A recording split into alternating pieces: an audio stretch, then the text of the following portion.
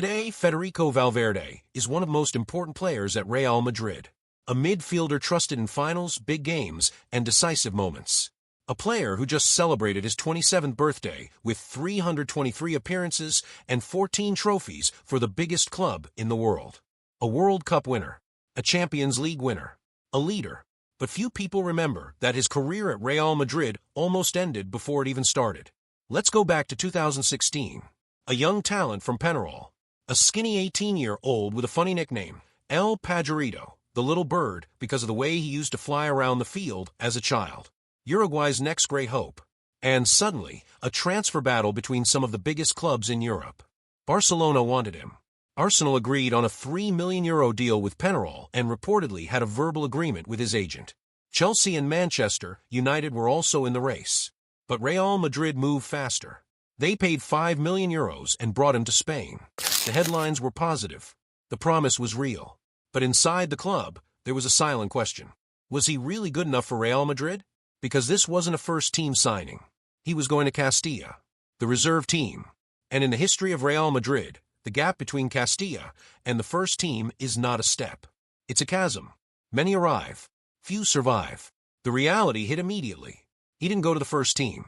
He went to Real Madrid Castilla, coached by Santiago Solari, alongside other young promises like Achraf Hakimi and Enzo Zidane. Moving from Uruguay to Spain was not just a football challenge. It was a life challenge. A new country, a new language, a new culture, a new rhythm of football. No family, no friends, just a 19-year-old kid trying to prove he belonged. And in the beginning, he struggled. Reports from that first season at Castilla show a player trying to impose himself but not always succeeding. The nickname El Pajarito was cute in Uruguay. In Spain, it meant nothing. What mattered was performance. And performance didn't come easy. He played 30 games that season, scored 3 goals, showed flashes, but also showed inconsistency. Inside the club, doubt grew. Was this Uruguayan kid really going to make it? Or was he just another South American talent who looked good in youth tournaments but couldn't handle the European game? The doubt was real, and it was about to get worse. In 2017, the decision came. Federico Valverde was loaned to Deportivo La Coruña for the 2017-18 season. Officially, the loan was meant to give him experience. First-team football in La Liga. Minutes against grown men. A chance to develop. But for many analysts watching from the outside, it looked like something else. It looked like Real Madrid was already losing faith.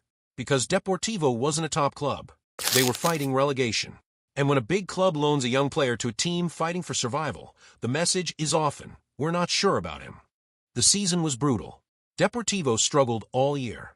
The team lacked stability. The pressure was constant. And Valverde, just 19 years old, was thrown into a battle for survival in the best league in the world. He played 24 matches. He showed individual quality. But the team couldn't hold on. At the end of the season, Deportivo was relegated. For many young players, a season like that is where dreams quietly disappear. You get labeled. You get forgotten. You return to your parent club not as a rising star, but as a question mark. And that's exactly where Valverde found himself in the summer of 2018. Back at Real Madrid. No guarantees. No clear path. Just doubt. But football has a way of surprising you. When Valverde returned to Madrid in 2018, the situation looked impossible. The midfield of Real Madrid was legendary. Luka Modric had just won the Ballon d'Or. Toni Kroos was at his peak.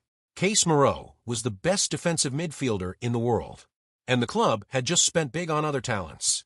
How could a 20-year-old who just got relegated break into that? The answer came from an unexpected place. Zinedine Zidane returned as coach in March 2019. And Zidane saw something in Valverde that others missed. He saw intensity. He saw physical capacity. He saw tactical intelligence. He saw courage. While the world was obsessed with Paul Pogba, the big name, the Galacticos signing that everyone expected Zidane to demand, Zidane was watching a kid from Uruguay train every day. He has a fantastic engine, being present as much in attack as in defense, Zidane would later say about him. That summer, Zidane made a decision that would change everything. He sold Marcos Llorente to Atletico de Madrid for €30 million. He loaned out Martin Odegaard, and he promoted Federico Valverde to the first team as a regular option. Not as a starter, not yet, but as a player he trusted. Zidane didn't just see a young midfielder. He saw a player who could change the rhythm of a game, who could run when others were tired, who could defend when others were exposed, who could bring balance to a team that sometimes lacked it. The second chance had arrived. January 12, 2020. Supercopa de España final. Real Madrid versus Atletico de Madrid. Jeddah, Saudi Arabia. The game was tense, physical, exactly what you expect from a Madrid derby.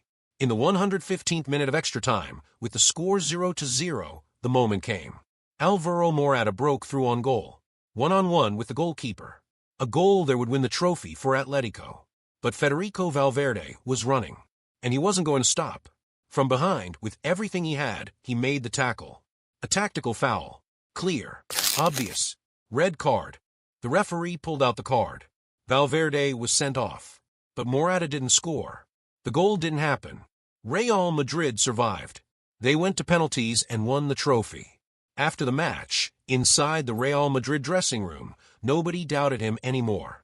He sacrificed himself to save the team. He put his body on the line. He did what needed to be done. That moment defined everything. It wasn't about talent. It wasn't about technique. It was about character. About understanding that sometimes being great means being willing to sacrifice yourself for the group. From that night forward, Federico Valverde was no longer a prospect. He was a Real Madrid player. After that moment, everything changed. The 2019-20 season became his breakthrough. He played 44 games. He won La Liga. He established himself as a player Zidane could trust in any situation. The following seasons, the trophies piled up. 2 Champions Leagues, 3 Club World Cups, 3 La Liga titles, 1 Copa del Rey, 3 Spanish Super Cups, 2 European Super Cups. And the numbers? By 2025, he had made 323 appearances for Real Madrid, 32 goals, countless decisive performances.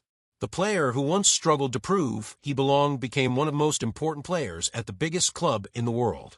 In the 2022-23 season alone, he scored 12 goals, more than in all his previous seasons combined. He became a leader, a reference, a player that new signings look up to. In April 2025, he scored an incredible 93rd-minute winner against Athletic Bilbao, a half-volley that exploded the Bernabeu. Moments like that are now routine for him. From Castilla down to Champions League hero. From loan to relegation to lifting every trophy possible. From maybe not good enough to indispensable. The story of Federico Valverde is not just a football story. It's a human story.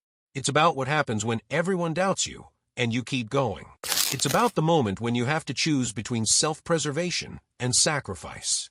It's about understanding that the path to greatness is rarely straight. Valverde could have given up after Deportivo, could have asked to leave, could have faded into the hundreds of names that pass through Real Madrid and disappear. But he didn't. He waited. He worked. And when the moment came, he was ready. And sometimes the difference between failure and greatness is just one moment of courage. Do you think Federico Valverde will become a Real Madrid legend? He already has 14 trophies. He already has 323 games. He's only 27. But legends aren't just about numbers. They're about moments. About the memory they leave. That tackle on Morata. That sacrifice. That willingness to be sent off so his team could win. That's the stuff legends are made of. I'll read you in the comments. Thanks for watching. See you in the next video.